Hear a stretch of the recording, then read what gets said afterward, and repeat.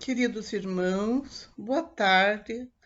Hoje estou encarregada de fazer a preleção no programa Jesus, Luz de Nossas Almas, da Associação Assistencial Espírita Messe de Amor.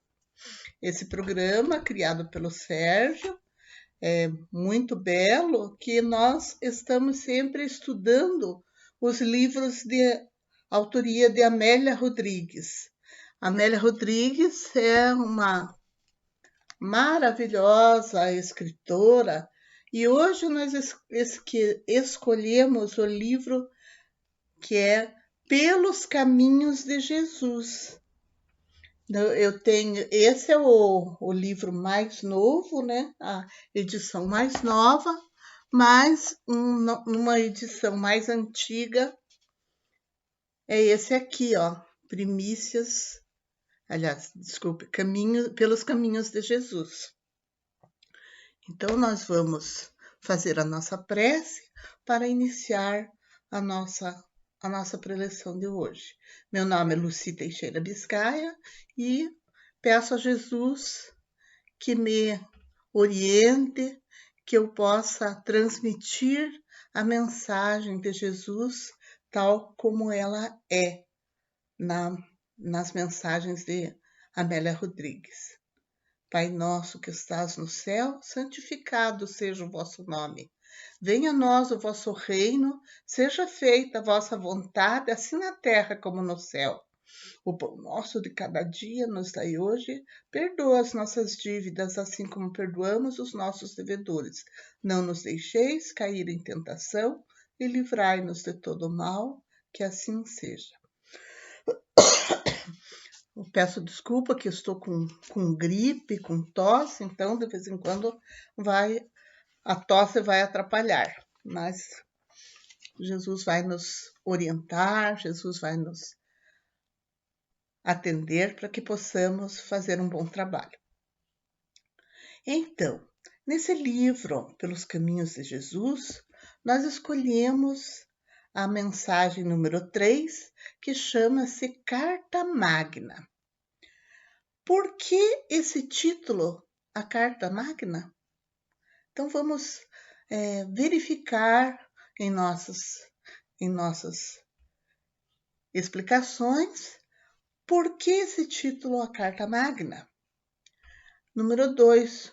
Qual o sentimento que despertou nos ouvintes que se fizeram presentes naquela Assembleia do Sermão do Monte? O que a maioria esperava de Jesus? Por que o pensamento tão belicoso que tinha na época? E o que essa Carta Magna propõe? Então, no decorrer da mensagem de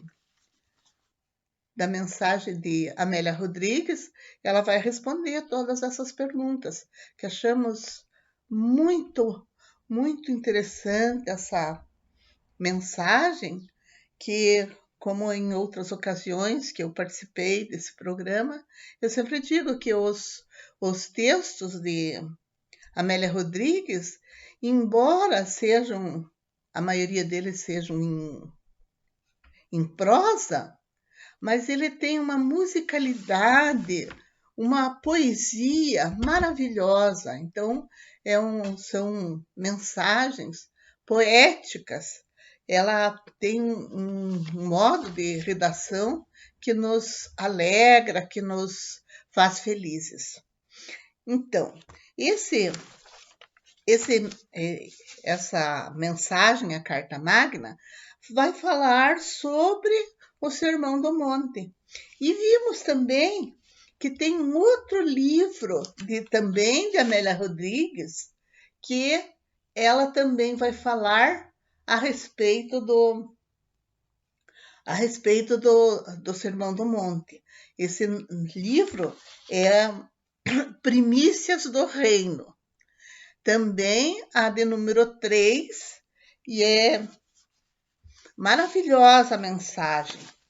E é naquele livro, o título da mensagem é O Excelso Canto, também se referindo ao Sermão da Montanha. Então, nós vamos lendo aqui e dando a nossa explicação conforme o nosso entendimento, que esperamos que seja contento. Verbo lúcido e poderoso de Jesus acabara de compor a Carta Magna da humanidade, ao enunciar o Sermão do Monte no poema das Bem-aventuranças. Jamais se ouvira falar de um código de leis mais precioso e oportuno. Nunca mais se voltaria a escutar algo que se lhe equiparasse em beleza, profundidade e equilíbrio.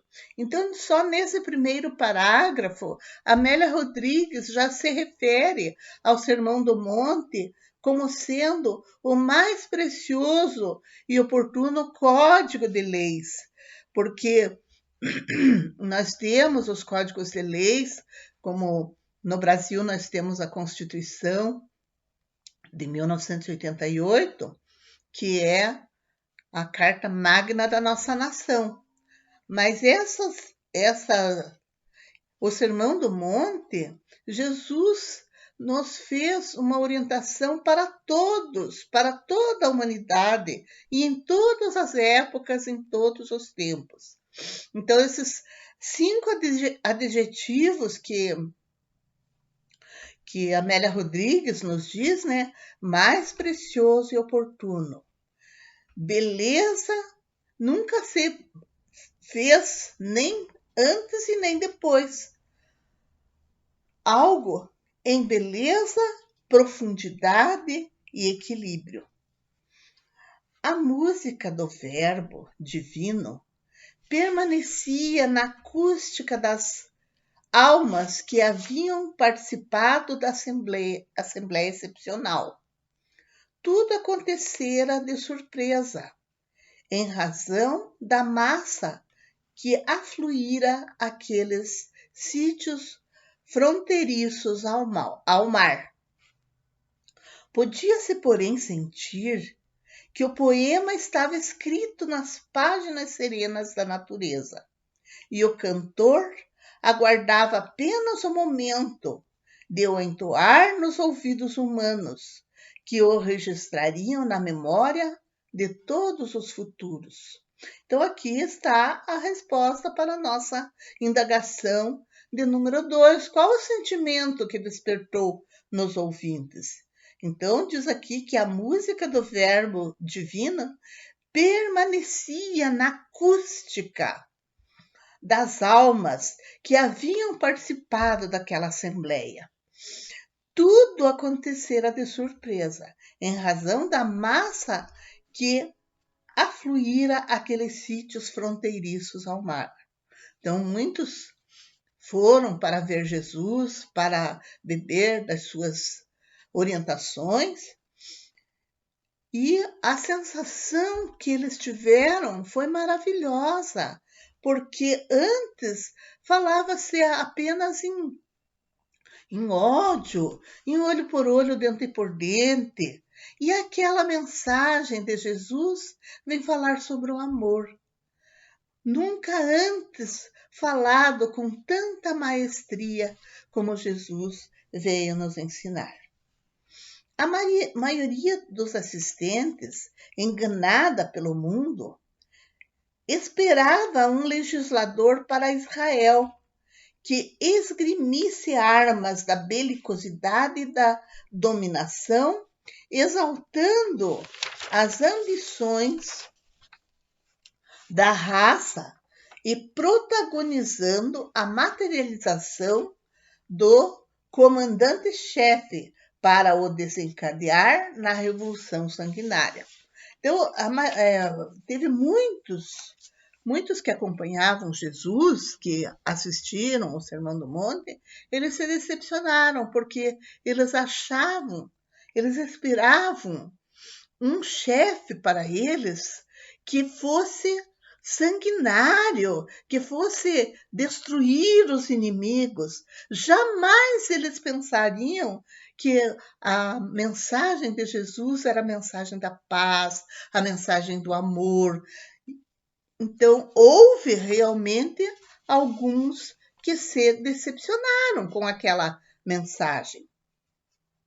O país esperava e queria um condutor apaixonado, capaz de estimular o ódio e fazer que se empunhassem os instrumentos da destruição, semeando a morte e erguendo sobre os cadáveres amontoados e as cidades em ruínas o trono e a glória do poder temporal. Estavam enganados, assim como nós vemos na história de Judas. Ele também estava enganado, ele também pensava nesse poder temporal. Tanto é que quando ele percebeu que não era o que ele pensava, né? Que prenderam Jesus para fazerem o que fizeram com ele, né? Ele se arrepende amargamente e vê no suicídio como a solução para aquele seu ato desvairado. Porque não era só ele. Muitos pensavam que Jesus veio para ter um poder temporal, para ser o chefe, instilar ódio, fazer com que muitos fossem dominados. Os dias difíceis do novo cativeiro que o Império Romano ora impunha deveriam ceder lugar às honras da liberdade política para o povo eleito, que pretendia a outros povos subjugar, impondo-se de forma arbitrária e criminosa. Então, muitos estavam muito inconformados com o Império Romano, que os escravizava, e eles queriam voltar à liberdade, eles queriam a liberdade e se achavam como um povo eleito, e que, com certeza, eles, esse novo líder que eles pensavam, né, pretendia a outros povos subjugar, impondo-se de forma arbitrária e criminosa. Então, para muitos, foi uma decepção aquele Sermão do Monte, que Jesus só vem falar em amor, em tolerância, que bem-aventurados os mansos, porque possuirão a terra. São várias palavras de Jesus que vêm como diz Amélia Rodrigues nesse Primícias do Reino, ele diz assim, que foi a mais comovente história que já se escreveu. O maior amor que o mundo conheceu. O exemplo mais fecundo que jamais existiu. A vida de Jesus é permanente apelo à mansidão, à dignidade, ao amor, à verdade. Amá-lo é começar a vivê-lo. Conhecê-lo é plasmá-lo na mente e no coração. A vida que comporta a história da nossa vida, eis a vida de Jesus. A perene alegria, a boa mensagem de júbilo. Ele, eis o Evangelho. Então, essa mensagem da nossa irmã, ela continua sobre o que as pessoas pensavam e o que foi o Sermão do Monte. O que será que propunha essa carta, então, que ela chama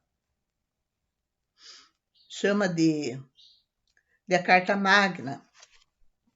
E no livro, nesse Primícias do Reino, já digo para vocês como é o nome.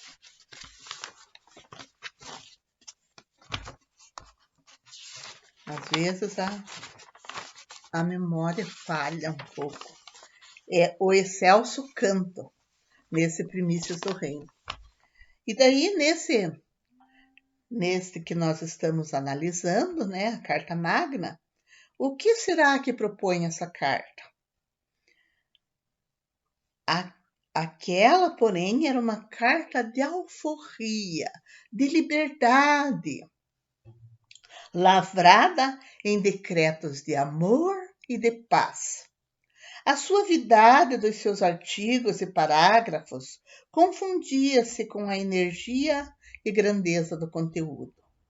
Ninguém jamais se atrevera a legislar com benignidade e doçura, louvando os sofredores, os deserdados, os pobres, os oprimidos, os esfaimados. Estes herdariam a terra, o céu, a plenitude, se vencessem a si mesmo. Então, vejam só, enquanto uma boa parte esperava, tinha um pensamento belicoso, né? Jesus vem com que herdariam a terra, mas se vencessem a si mesmos. Então não é para nós vencermos o nosso inimigo, mas esse inimigo está dentro de nós mesmos. É aquelas maldades que ainda existem em nós, que ainda não conseguimos extirpar das nossas ações, das nossas atitudes. Então, essas ações que estão no íntimo do nosso ser, que primeiro pensamos, depois agimos. E essas ações é que nós devemos de corrigir em nós próprios.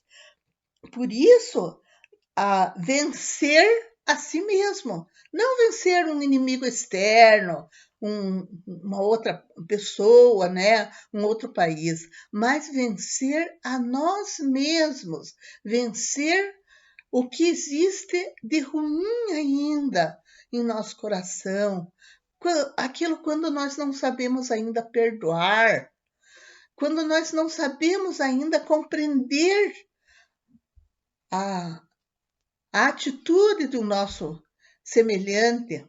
Então nós vamos ter que vencer a nós próprios, que seria os inimigos íntimos, aquilo que existe de ruim ainda em nós. Para ele, Jesus, os adversários reais e mais perigosos viviam no imo de cada criatura e se fazia indispensável conquistá-los, transformando-os as más tendências que eram em servidores do bem. Sem dúvida, a mensagem era revolucionária, de uma forma especial, então desconhecida. Por tais razões, aquela significativa, o divisor de águas, separando as épocas do processo histórico para as criaturas. Jesus foi um divisor de águas, tanto é que temos na própria história a divisão antes de Cristo e depois de Cristo, porque é uma posição completamente diferente das pessoas da época. Nós mesmos, na atualidade, ainda mantemos, às vezes, situações belicosas. Nós vemos, por exemplo, essa guerra que está havendo da Rússia com a Ucrânia. Então, nós, seres humanos, ainda temos as situações belicosas. Ainda não conseguimos cumprir essa carta magna que Jesus deixou para nós, que tão necessário é lutarmos contra as nossas próprias imperfeições e não contra o externo, outras pessoas. Os que, os que ouviram as regras do bem viver, alterando o conteúdo do pensamento então vigente, saíram da montanha na condição de testemunhas do mundo novo, guardando sentimentos variados. Havia decepção dos orgulhosos e desencanto dos ricos de paixões mesquinhas. Então, aqueles que eram muito orgulhosos, houve uma decepção geral dessa nova Carta Magna.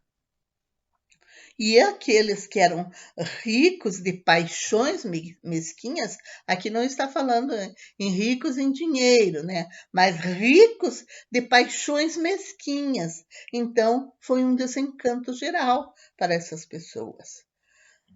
Predominava a revolta nas mentes que pretendiam dominar os outros e, sem coragem de arrebanhar adeptos, para não correrem riscos, esperavam um líder que assumisse responsabilidades. Então, eles tinham aquela mentalidade de ser, de arrebanhar adeptos, mas eles queriam um líder que tomasse frente daquela mentalidade belicosa. Então, em razão de Jesus representar o ideal dos sofredores e atrair as multidões, seria o condutor ideal para a guerra, a fim de tornar reais as profecias aguardadas, por cujo cumprimento se ansiava com carinho e quase desesperação.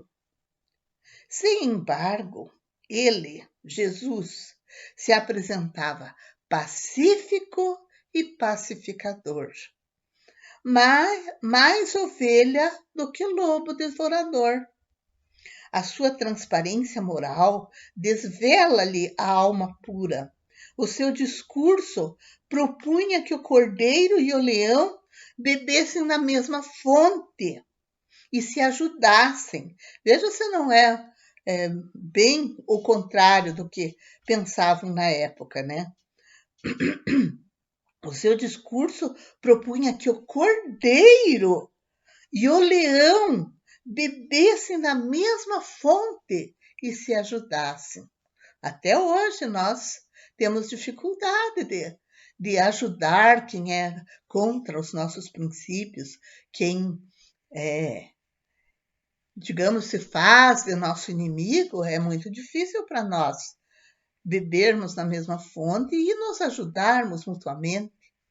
Mas já naquela época Jesus propôs isso, que inimigos passassem a se ajudar, que a pomba e a águia voassem juntas, confraternizando à luz do dia, que os cardos se abrissem em flor e nenhuma sombra de suspeita ou malquerença empanasse a claridade do afeto entre os homens. Veja que maravilha essa frase aí, é muito linda, né? Nenhuma sombra de suspeita ou malquerença empanasse a claridade do afeto entre os homens. Por isso ele falou: amai-vos uns aos outros como eu vos amei. É o verdadeiro afeto que podemos ter por uma criatura. Assim como uma mãe tem afeto pelo seu filho, então aquele amor de mãe é dito pela maioria das pessoas, inclusive poetas, já poetizaram muito a respeito do amor de mãe. O dia que todos nós tivermos o amor igual as mães dedicadas têm por seus filhos, a humanidade terá dado um bom crescimento em seu progresso. Na sua voz, a voz de Jesus, felizes são os que sofrem com resignação. Ele não diz para nós não sofrermos. Ele diz para sofrermos com resignação, ou seja, aceitar o sofrimento como necessidade para nós progredirmos. Na própria prece que Jesus nos ensinou, ele diz lá: seja feita a vossa vontade, ou seja, que seja feita a vontade de Deus e não a nossa.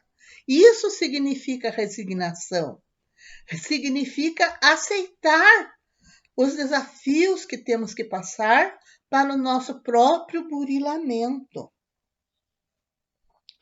Exigir-se muito, então exigir bastante da gente mesmo, e desculpar as imperfeições no outrem, constituíam fundamento novo para construir a paz pessoal e depois a paz geral. No momento em que nós exigimos a nossa perfeição, o nosso melhoramento, o nosso burilamento, e desculpamos as imperfeições do nosso próximo, nós estamos construindo a nossa paz pessoal e também a paz geral. Porque cada vez que nós nos melhoramos, nós estamos ajudando a melhorar a humanidade toda. Para ele, Jesus, o pior escravo é aquele que se enclausura nas paixões, nos vícios, de que depende em cárcere escuro. O homem que pensa, ama e sonha livremente, nunca sofre escravidão, mesmo quando as injunções políticas e guerreiras lhe cerceiam os movimentos e lhe diminuem os direitos.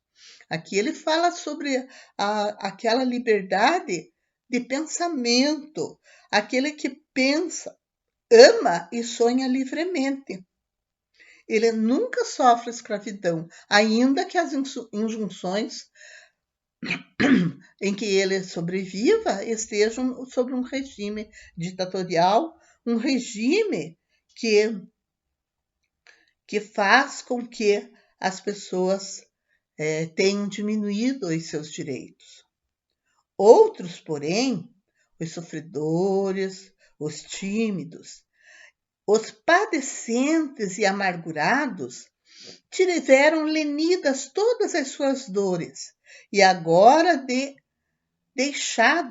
deixavam-se penetrar pelo sentido extraordinário de cada um dos enunciados da surpreendente legislação. Então aqui vem responder como se sentiam as pessoas quando conheciam o Sermão do Monte, ou até hoje como nós nos sentimos ao ver tão linda Carta Magna. Então, outros, porém, os sofredores e tímidos, os padecentes e amargurados, tiveram lenidas todas as suas dores e agora deixavam-se penetrar pelo sentido extraordinário de cada um dos enunciados da surpreendente legislação. Ela constituía uma surpresa e baseava na total inversão de valores vigentes e aceitos, porque enquanto a população pensava em ódio, Jesus falava em amor. Enquanto a população falava em vingança, Jesus falava em perdão. Era a inversão de valores do que vigia na época. Abriam-se as sombras da ignorância e brilhavam as claridades do conhecimento, demonstrando a ancianidade do ser espiritual reemboscado no corpo, a fim de reparar os erros, recuperar os valores malbaratados, crescer no rumo do bem. Aqui nós percebemos que está falando sobre a reencarnação, porque, demonstrando a ancianidade do ser espiritual. Então, que nós vivemos antes, reemboscado no corpo. Então, estamos atualmente no corpo. Para que finalidade? a fim de reparar os erros, recuperar os valores malbaratados, crescer no rumo do bem. Os pensamentos exarados projetavam luz nas incógnitas do comportamento humano, abençoando o sofrimento e lamentando os fomentadores da miséria, do infortúnio e do desespero. A fome de verdade, a sede de justiça, a carência de amor, a necessidade de paz sempre foram marcas do processo de evolução, presentes no cerne da alma dos homens através dos tempos. Então, em todos os tempos, o homem teve fome de verdade, sede de justiça, carência de amor, necessidade de paz. Foram essas marcas do processo evolutivo em todas as épocas. Ali, na paisagem ridente de Cafarnaum, do alto do monte, fronteiro ao mar azul, vejam como é poética esta nossa irmã.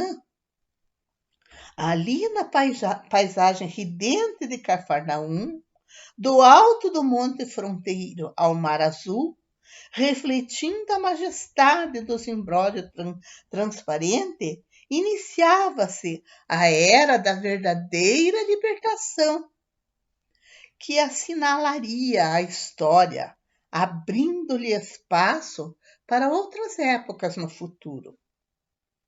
O líder era poeta. Jesus era poeta. Seu verso era musical. E sua palavra modulava a canção da vida eterna.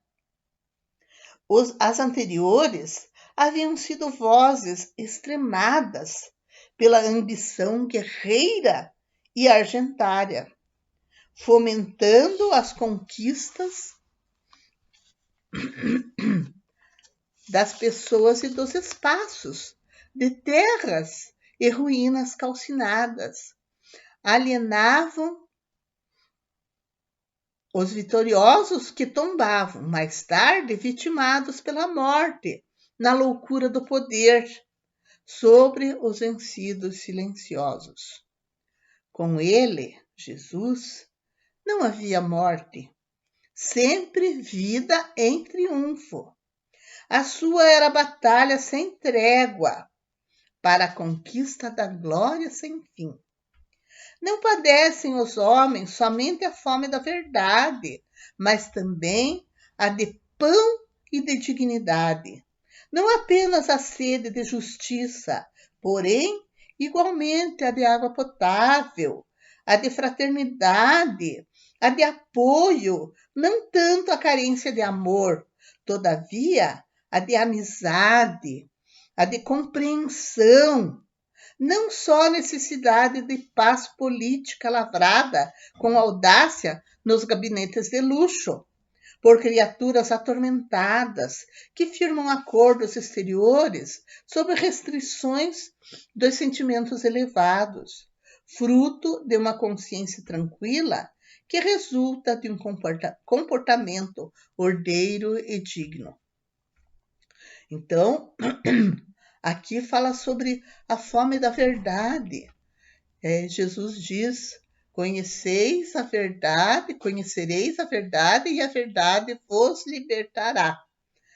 E aqui está falando que na época, como hoje nós temos fome de verdade, também a do pão e da dignidade. Quantas e quantas pessoas que sofrem de necessidades materiais e que quando nós temos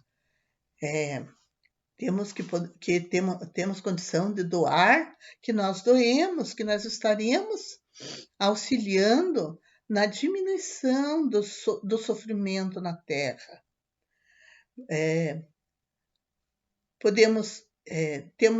Digamos, nós temos 2 sapatos, de repente, uma outra pessoa está descalço.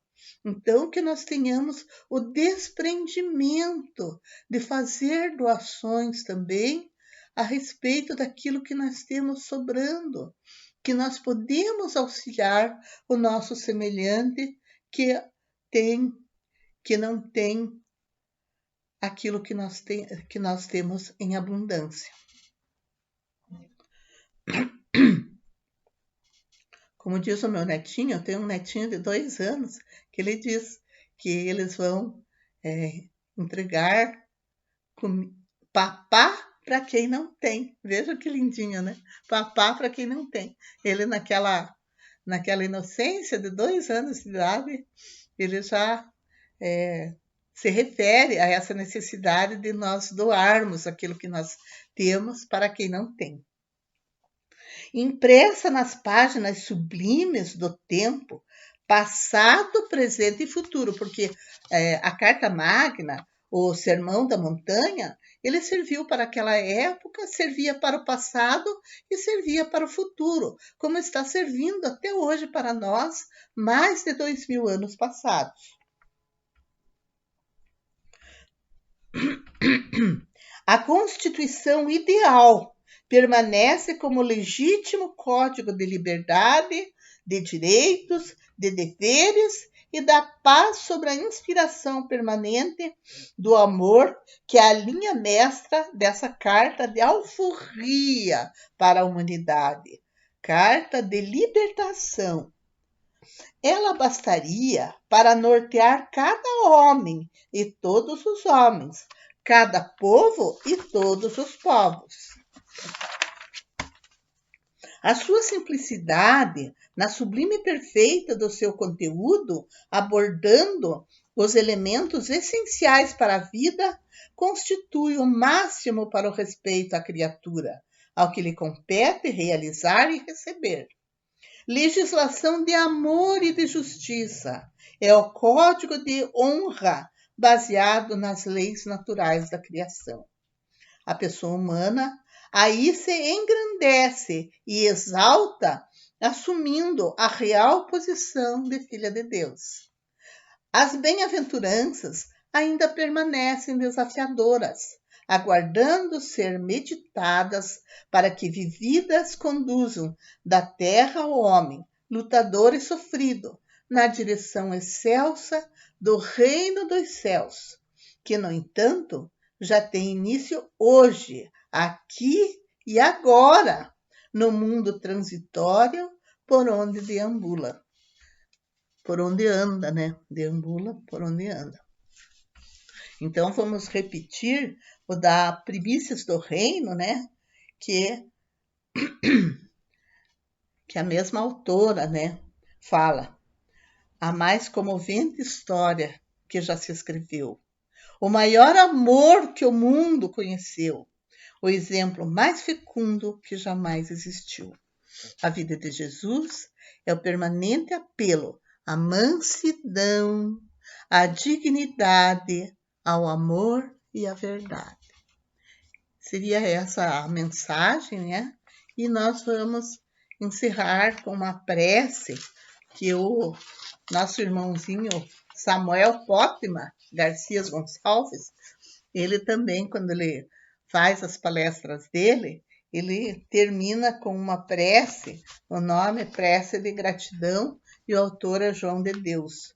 Mas é muito bela, então nós copiamos do Samuel e vamos encerrar a nossa palestra com essa prece.